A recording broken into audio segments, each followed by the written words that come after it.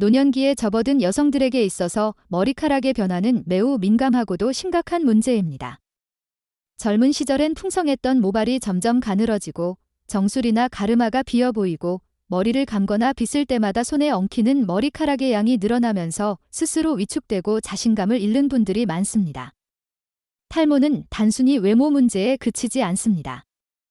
자존감의 상실, 대인관계 회피, 사회적 활동 감소로 이어지면서 전반적인 삶의 질을 떨어뜨리고 때로는 우울감이나 불면증까지 동반되는 경우도 있습니다. 그런데 문제는 탈모가 어느 날 갑자기 생기는 것이 아니라는 점입니다. 수십 년에 걸친 생활 습관, 신체 변화, 호르몬 감소, 만성 질환, 스트레스 등이 복합적으로 작용하여 천천히, 그러나 분명하게 진행됩니다. 오늘은 노년 여성의 탈모가 왜 생기는지, 어떤 습관이 탈모를 악화시키는지, 그리고 어떻게 하면 예방하고 개선할 수 있는지를 구체적이고 풍부하게 하나씩 살펴보겠습니다. 우선 첫 번째 원인은 호르몬의 변화입니다. 여성은 폐경 전까지는 에스트로겐이라는 여성 호르몬의 보호를 받습니다. 에스트로겐은 모발의 생장을 도와주는 성장기 모낭의 활동을 촉진하고 두피의 혈류를 원활하게 하며 피지선의 균형을 잡아주기 때문에 비교적 탈모의 강한 구조를 유지합니다. 하지만 폐경 이후 이 에스트로겐이 급격하게 감소하게 되면 남성 호르몬인 안드로겐의 상대적인 비율이 높아지면서 두피 모낭이 위축되기 시작합니다. 이로 인해 모발의 생장기가 짧아지고 휴지기 모낭이 많아지며 점차 머리카락이 가늘어지고 숱이 줄어드는 여성형 탈모가 나타납니다. 특히 정수리 부위나 가르마 라인이 눈에 띄게 넓어지는 형태가 많습니다. 이때 많은 분들이 일시적인 현상이라고 생각하고 지나치는데 사실 이 시기야말로 적극적인 관리가 가장 필요한 골든타임입니다. 두 번째 원인은 영양 불균형입니다. 노년기 여성은 젊은 시절보다 식사량이 줄고 위장 기능이 떨어지며 음식의 소화 흡수율도 낮아집니다.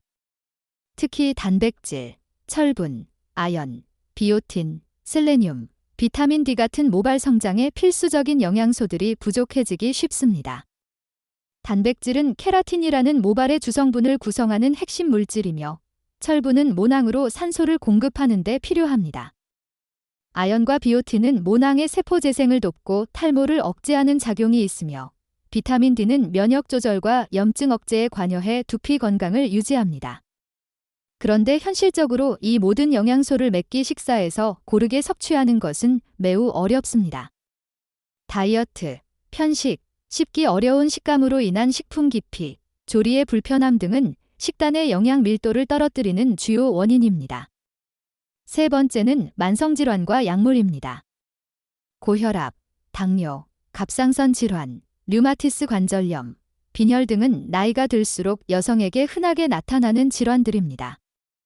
이들 질환은 모두 혈류를 떨어뜨리거나 염증 반응을 유발해 두피 건강을 악화시킵니다. 특히 갑상선 기능 저하증은 탈모와 직접적으로 연결되어 있으며 당뇨병은 혈관의 미세순환을 방해해 두피의 영양이 제대로 도달하지 못하게 만듭니다. 여기에 사용되는 약물들도 문제입니다. 고혈압약, 고지혈증약, 항우울제, 항응고제, 항생제 등 일부 약물은 장기 복용 시 탈모를 유발하는 부작용이 있을 수 있습니다. 탈모 증상이 시작되었거나 악화되고 있다면 복용 중인 약물을 반드시 점검해보는 것이 필요합니다. 네 번째는 두피에 좋지 않은 습관들입니다. 머리를 너무 자주 감거나 뜨거운 물을 사용해 두피를 씻는 것, 강하게 빗질을 하거나 손톱으로 긁는 행동, 젖은 머리 상태로 오래 방치하는 것, 드라이기와 고데기의 과도한 열 자극, 자극적인 샴푸와 린스를 장기적으로 사용하는 습관 등은 모두 두피의 피지막을 손상시키고 모낭을 위축시켜 탈모를 가속화시킵니다. 특히 노년기에는 두피가 얇고 민감해지기 때문에 젊었을 때와 같은 세정 방식이나 뷰티 습관을 그대로 유지할 경우 오히려 해가 될 수 있습니다. 또한 염색과 파마도 큰 원인입니다. 화학약품은 두피의 염증을 유발하고 반복된 시술은 모발을 약하게 만들며 모낭세포에 손상을 줍니다. 미용을 위해 정기적으로 염색하거나 펌을 하는 경우 그 빈도와 시술 방법, 제품 선택이 탈모에 영향을 준다는 점을 간과해서는 안 됩니다. 다섯 번째는 정신적 스트레스와 수면 부족입니다. 스트레스는 교감신경을 항진시키고 부교감신경의 회복 기능을 떨어뜨립니다. 이로 인해 모발 성장에 필요한 성장 호르몬의 분비가 감소하고 두피 혈관이 수축하여 영양 공급이 어려워집니다. 심한 스트레스는 면역 체계를 혼란스럽게 만들어 탈모를 유발하는 자가 면역 질환의 발생 위험도 높입니다. 수면은 세포 재생과 호르몬 분비가 활발히 이루어지는 시간입니다.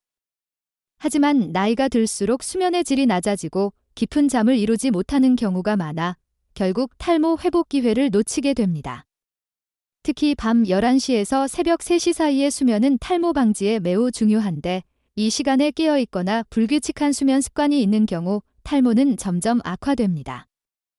6번째는 유전적 요인과 체질입니다. 가족력은 탈모 발생의 중요한 지표입니다. 어머니, 자매, 외할머니 중에 정수리 탈모를 경험한 분이 있다면 중장년 이후 비슷한 유형의 탈모가 나타날 가능성이 높습니다.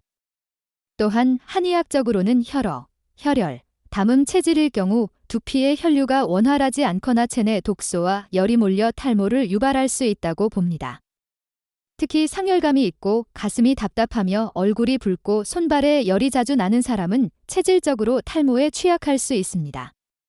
그렇다면 이 모든 것을 어떻게 극복하고 관리할 수 있을까요? 첫째는 식습관의 개선입니다. 매 끼니에 반드시 단백질을 포함시켜야 하며 계란, 두부, 생선, 닭가슴살, 콩 제품 등을 중심으로 섭취하는 것이 좋습니다. 또한 철분과 아연, 비오틴이 풍부한 견과류, 해조류, 녹색 채소, 귀리, 표고버섯 등을 자주 먹어야 하며 필요한 경우 건강기능식품으로 보충해주는 것도 도움이 됩니다. 특히 혈액검사를 통해 빈혈, 아연 비타민 D 결핍 여부를 확인한 뒤 맞춤 보충을 받는 것이 효과적입니다. 둘째는 두피 관리의 정비입니다. 샴푸는 2일에 한 번 미지근한 물로 약산성 제품을 사용하며 손끝으로 부드럽게 마사지하듯 문지르도록 합니다. 샴푸 후에는 반드시 드라이기를 사용해 두피를 완전히 말려야 하며 두피에 직접 닿는 뜨거운 열은 피하고 약간 떨어진 거리에서 자연풍으로 말리는 것이 좋습니다. 주 1회에서 2회는 천연 오일이나 두피 전용 세럼을 이용해 영양을 보충하고 염색은 한 달에 1회 이하로 줄이며 무자극 천연 제품을 사용하는 것이 이상적입니다. 셋째는 정신 건강과 수면 리듬의 회복입니다. 스트레스 해소를 위한 나만의 루틴을 만드는 것이 필요합니다. 명상, 요가, 산책, 취미 활동, 가족과의 대화 등이 감정적인 이완에 큰 도움이 되며 매일 정해진 시간에 자고 일어나는 수면 습관을 만들어야 합니다. 특히 오후 늦게 카페인을 피하고 잠들기 1시간 전에는 스마트폰이나 TV를 끄고 따뜻한 물로 족욕을 하거나 힐링 음악을 들으며 긴장을 풀어주는 것도 수면의 질을 높이는 데 좋습니다.